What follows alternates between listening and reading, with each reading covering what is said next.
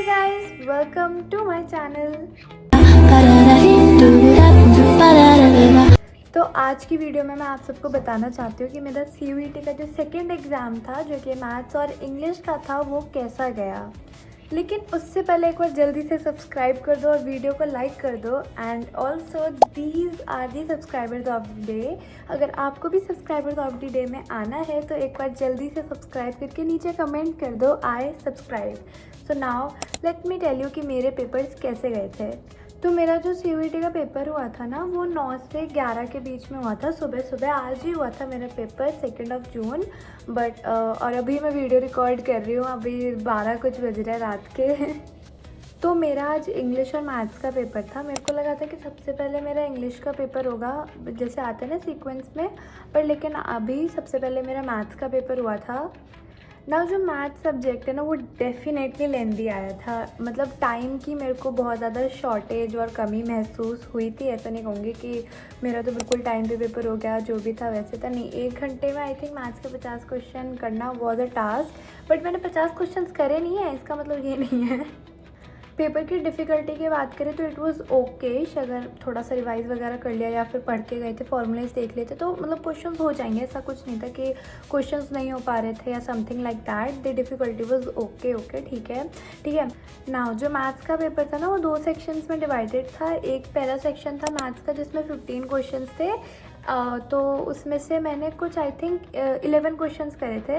And जो दूसरा section था ना वो उसमें से आपको कोर या फिर अप्लाइड मैथ्स में से चूज़ करना था। एंड उसमें थे 35 क्वेश्चंस एंड मैंने चूज़ करा था कोर मैथ्स। मतलब मेरे को सीरियसली नहीं पता ये कोर मैथ्स और अप्लाइड मैथ्स का क्या था। मेरे को I was not aware of it कि ऐसा कुछ होगा CUET के एग्ज़ाम में कि ये कोर और अप्लाइड मैथ्स में मेरे को चूज़ करना पड़ेगा। बट कोर मैथ्स से मेरे को थोड़ी वाइब आ रही थी और मेरे को ऐसा लगा कि इसके क्वेश्चन फिर मेरे से हो भी रहे थे, तो मैंने फिर कोर मैथ्स के क्वेश्चंस करना शुरू कर दिए एंड मैंने फिर वो ही करा। तो जैसे कोर मैथ्स में 35 क्वेश्चंस थे ना, तो उसमें से मैंने ऐसे तो मेरे को एग्जैक्ट याद नहीं है बट मेरे को ये याद है कि मैंने 50 जैसे टोटल क्वेश्चंस होते हैं 50 क्वेश्चंस में से मैंने 28 क्वेश्चंस अटैम्प्ट करे थे। मेरे को 2 और क्वेश्चंस अटैम्प्ट करने थे बट टाइम ख़त्म हो गया था तो वो 2 क्वेश्चंस मैं अटैम्प्ट नहीं कर पाई थी। ऑल्सो ना मैथ्स में मैंने ये ट्राई करा था कि मैं नेगेटिव क्वेश्चंस ना करूँ। मतलब मैंने जो इससे पहले CUET का एग्ज़ाम दिया था ना उसमें मैंने अपना लक वगैरह काफ़ी आजमाया था। उस वीडियो को भी आप जाके देख सकते हो, एक बार ज़रूर देख लेना कि मैंने जो मेरे पहले CUET के एग्ज़ाम्स हुए थे उन तीनों physics, chemistry and general aptitude वो मेरे कैसे गए, तो आप वो वीडियो जाके भी देख सकते हो।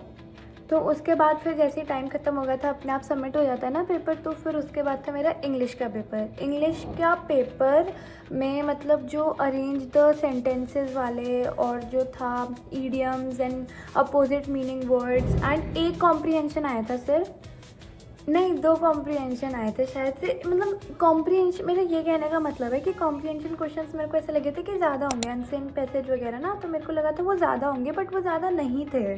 ज़्यादा क्वेश्चंस थे कि सेंटेंसेस को अरेंज करो, उसके काफ़ी क्वेश्चंस थे। एंड 8 क्वेश्चन जैसे थे कि एक बहुत ही ख़तरनाक सा वर्ड दे दिया था और वो बताओ उसकी डेफिनेशन क्या है या उससे अपोजिट क्या है, जो कि मैंने वो ही क्वेश्चंस छोड़े हैं सिर्फ इंग्लिश में, बाकी मैंने सारे करे हैं। तो वो 8 क्वेश्चंस को ऑब्वियसली मैंने छोड़ा, तो मैंने इंग्लिश में 42 क्वेश्चंस अटैम्प्ट करे एंड टाइम में हो गया था मेरा एंड में कुछ 10 मिनट्स वगैरह भी बच गया था, जो कि ठीक है। सो दैट इज़ वाई मैंने वो 8 क्वेश्चंस अटैम्प्ट नहीं करे थे एंड वो बहुत ही खतरनाक वर्ड्स थे, वही पता नहीं कहाँ से ढूंढ के लाए थे। उन 8 क्वेश्चंस के अलावा इंग्लिश वॉज गुड। इंग्लिश अच्छी आई थी ऑब्वियसली, 42 क्वेश्चंस अटैम्प्ट कर पा रही तो अच्छी आई होगी इंग्लिश। एंड ऑल्सो ना मेरे सेंटर पे क्या हुआ था कि जैसे इंग्लिश के पेपर को आधा घंटा हो गया था ना, 29 मिनट्स कुछ बचे थे पेपर ख़त्म होने में, तो फिर उन्होंने बोला आधे बच्चों को कि घर चले जाओ, जिसको जाना, जिसका पेपर हो गया वो घर चले जाओ। हैं, मेरे को तो समझ नहीं आया था, मेरा पेपर हुआ नहीं था उस वक्त तो मैं नहीं गई थी, बट ऐसे कैसे कर सकते हैं आधे बच्चे को, मेरे को समझ नहीं आया घर क्यों भेज दिया। उसके बाद फिर मतलब उसके 10 मिनट बाद मेरे साइड में जो बैठी थी वो कहती कि मेरा पेपर हो गया मैं घर चले जाऊँ, तो उसको मना कर दिया, उसको कहते कि नहीं घर नहीं जा सकते। तो हाँ लाइक यही हुआ था मेरे इंग्लिश के एग्ज़ाम में। मेरे को तो समझ नहीं आया ये क्या हुआ था। अगर आपको पता है कि ये किस लिए हुआ था तो मेरे को कमेंट्स में ज़रूर बताना।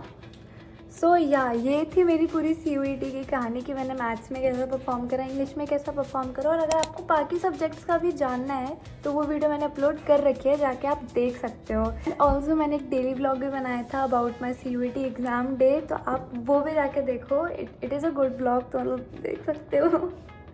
एंड आप लोग भी जल्दी से नीचे कमेंट करके बता दो कि आपने अपने CUET के एग्ज़ाम में कितने कितने क्वेश्चंस अटैम्प्ट करे।